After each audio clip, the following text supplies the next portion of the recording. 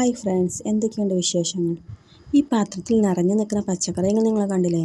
എന്തൊരു മൊഞ്ചാലേ കാണാൻ. എല്ലാം നിറയുണ്ട്, ബീട്രൂട്ട് മാത്രമല്ലല്ലേ. സാരല്ല, അതിൽ നമുക്ക് ആക്കാന്നേ. ഇന്ന് കുറച്ച് വെജാകട്ടോ, എന്നല്ലേ ഇറച്ചി മീൻ വയ്ക്കാണ്ട്. അപ്പോൾ ഒന്ന് സാമ്പാർ അവിയൽ ഇത് വെച്ചുകൊണ്ടുള്ള പരിപാടിയാണ് കേട്ടോ. നോമ്പിനൊക്കെ എന്നും കൂട്ടിക്കാണ്ട് മടുത്തിക്കണം. അപ്പോൾ നോമ്പൊക്കെ കഴിഞ്ഞതുകൊണ്ടേ കുറച്ച് പച്ചക്കറിയിലാണ് കയറി പിടിച്ചു കേട്ടോ. അപ്പോൾ അതാ സാമ്പാറിലുള്ള പരിപ്പ് വേവിച്ചിക്കണ്, അതിലേക്ക് പച്ചക്കറി ഇട്ടു, അരപ്പ് കൂട്ടും ഇട്ടു. എല്ലാം ഷടപടയെന്ന് വേണം വേഗം തുടങ്ങാം കേട്ടോ. വേഗം തുടങ്ങിയാലേ വേഗം കഴിയുള്ളൂ. ഇതൊക്കെ കഴിഞ്ഞിട്ട് വേണ്ടേ ബാക്കിയുള്ള പരിപാടിയൊക്കെ എടുക്കാൻ വേണ്ടിക്കാണ്ട്. നിങ്ങൾ കേൾക്കുന്നുണ്ടാവും എല്ലാ പണി ഈ പെണ്ണ് ഒറ്റക്ക് എടുക്കണം. എന്നാൽ അതല്ല കേട്ടോ, ഞാൻ അതിലൊരു പരിപാടിക്കും ഞാനില്ല, വീഡിയോ എടുക്കൽ മാത്രമേ കേട്ടോ. ഇവിടെ ഞങ്ങൾ 3 ആൾക്കാരുണ്ട് ജോലി ചെയ്യാൻ വേണ്ടിക്കാണ്ട്. അപ്പോൾ അത് ഓരോരുത്തരും ഓരോ പണി എടുത്താൽ തന്നെ കഴിയും. അവിയൽ വെച്ചപ്പോഴും ഞാൻ അവിടെ ഇല്ല, കുട്ടീനെ ഉറക്കേനു.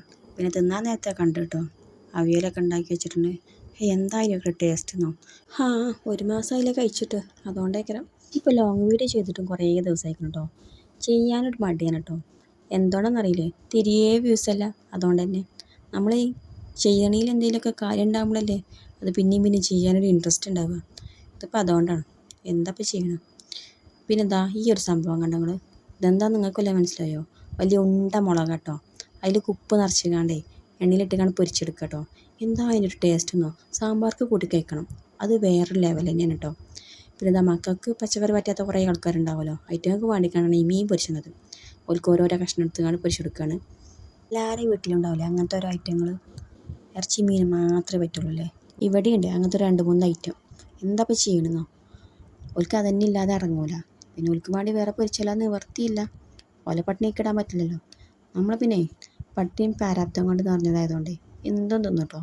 അത് ഇറച്ചി മീൻ മാത്രമാണെന്നൊന്നുമില്ല. ഇതിങ്ങളൊക്കെ ജനിച്ചപ്പോഴേ ചിക്കൻ മക്കല്ലേ ചാടിയിരിക്കുന്നത്. അതുകൊണ്ടാണേ. ഓല പറഞ്ഞിട്ടും കാര്യമില്ല, ഓല അങ്ങനെ ആക്കിയത് നമ്മൾ തന്നെയല്ലേ. അത് കൊടുക്കാൻ പറ്റില്ല, ഇത് കൊടുക്കാൻ പറ്റില്ല എന്ന് പറഞ്ഞുകൊണ്ട് എത്തിക്കാണ്ടാണ് വഷളാക്കി. അതൊക്കെ ആദ്യത്തെ കുട്ടിക്ക് മാത്രമേ ഉണ്ടാവുള്ളൂ കേട്ടോ. പിന്നെ അതൊന്നും നടക്കില്ല കുട്ടികളെ. 2-3 ഒക്കെ ആകുമ്പോൾ താനേ ഒക്കെ തിന്നുകാണ്ട് പഠിച്ചു തുടങ്ങിക്കോളും.